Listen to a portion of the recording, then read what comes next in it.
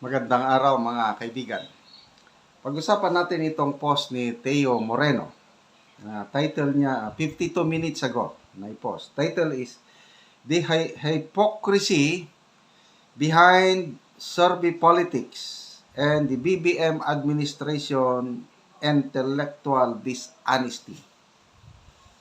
So, hipokrito daw ang Administrasyong Marcos Jr., sabi ni Teo Moreno. Nagkakaroon sila ng intellectual dishonesty.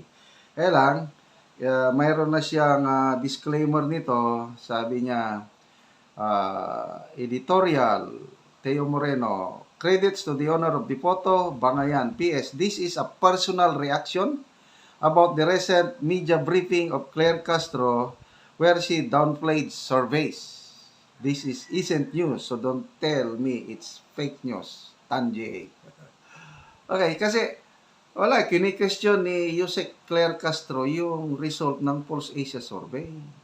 Ano daw, yung 2,400 respondents, hindi daw nagsasalamin sa sentiments ng 116 million Pilipino, something like that.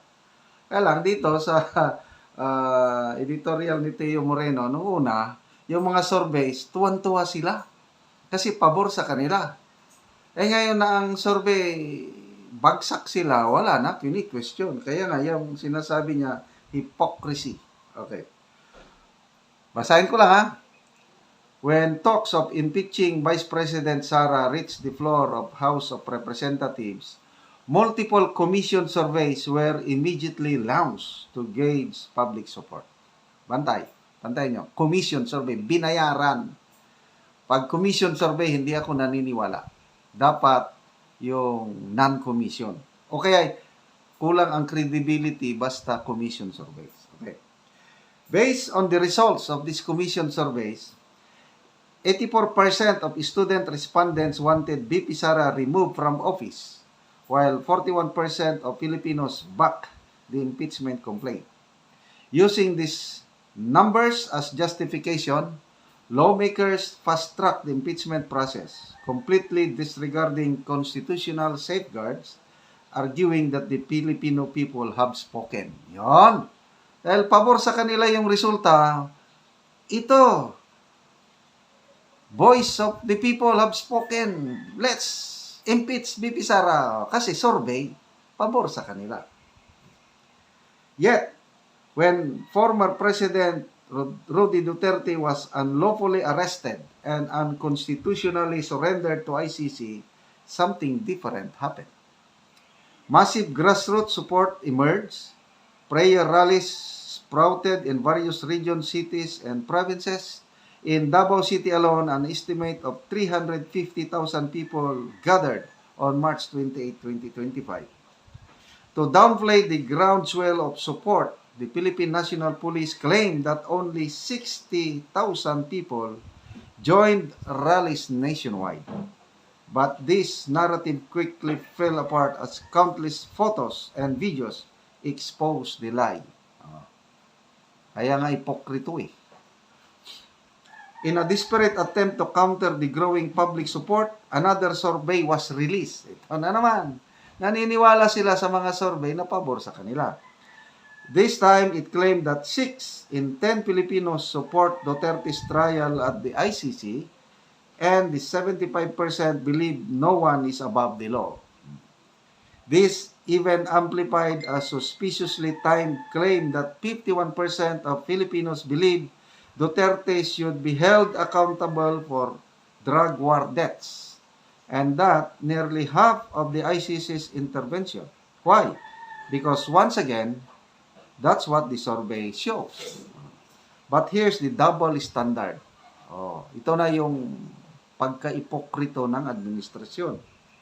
Now that the latest survey shows VP Sara holding a 61% trust rating, far ahead of President Bongbong Marcos' 25%, the Marcos camp newly minted spokesperson, Attorney Claire Castro, suddenly questions the legitimacy of the survey data. Sabi niya sa kanyang press conference, hindi naman sila nagsasalamin sa sentimento ng millions of Filipinos. Question na. nung una, pabor sa kanila, yun ang justification nila. She argues that the 2,400 respondents sa present Pulse Asia survey do not represent the sentiments of more than 100 million people across the country. This exposes either a deep misunderstanding of how surveys and statistics work or a deliberate effort to mislead the public. Coming from a lawyer, this is embarrassing. It proves that passing the bar exam does not automatically equate to intelligence, wisdom, or even basic common sense. Nako, wala na. Question na ang katalinuhan ng anti-clear natin. Some lawyers are simply privileged enough to study law and lucky enough to pass, but that doesn't mean they're better or smarter than anyone else. What this shows is that the BBM administration is packed with ignorant, misinformed, and intellectually dishonest individuals. Grabe. They embrace surveys when the numbers work in their favor, but dismiss them the moment the figures become inconvenient. Filipinos, it's time to wake up. We pay, sinusilduhan. We pay these officials with our taxes. We fund their bloated salaries only to be led by a government that's full of arrogance but empty in wisdom and confidence. You know why I supported the Dutertes? Because they don't act like they're above everyone else. Take BP Sara as an example. She's the only national official consistently reaching far-flung provinces and mountainous areas. Correct. She does this even outside of election season with no cameras or fanfare. Mga tao lang, mga vlogger lang, mga Facebook reels lang ang nagko-cover sa lakad ni BP Sara sa mga napakalayong mga lugar.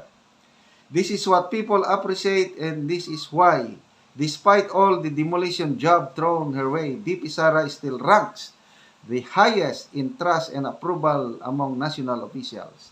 No amount of twisted narratives, misleading statements, or disparate smear campaigns can change that.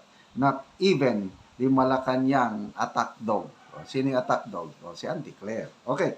So, salamat magbasa lang ako sa mga comments.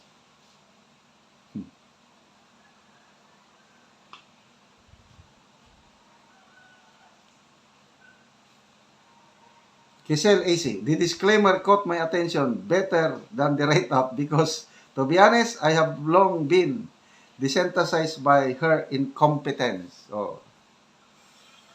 Rosalyn Arceo, yes, if it's in their favor, the survey is reliable, legit, and it speaks for the majority. But if it is not to their favor, survey doesn't speaks to the millions of Filipinos. Grabe. John Ari, Attorney Claire Castro, 88. Alam niyo yung 80-80. Ubob. So, salamat sa mga pagsubaybay nyo sa ating channel, mga kaibigan.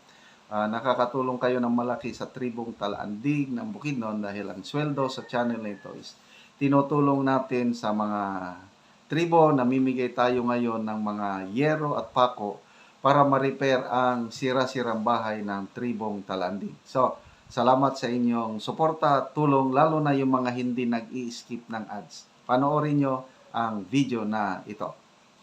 Mauna ni ang ngero nga ipanghatag din sa Sitio Garden, sakop sa may Tikalaan Bukidnon. Og mauna ni sila. Salamat kayo. Salamat yun. Salamat yun. Higap sa Ginoo ang kasing-kasing sa ka may mga tao.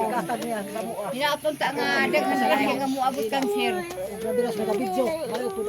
Para dagang pagmatabangan. Dagang pagmatabangan sa kanser nga. Makalingan ka sa kanatang ba sa kapel.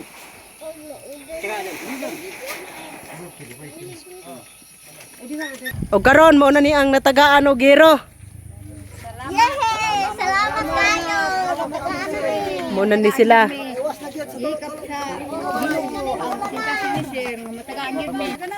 Og mo na ni sila. So, 60 na ni sila kabalay ang natabangan din sa Sitio Garden. Kayo kay mag-atong na gid mi. Salamat. Sakin nga gihatag. Dato.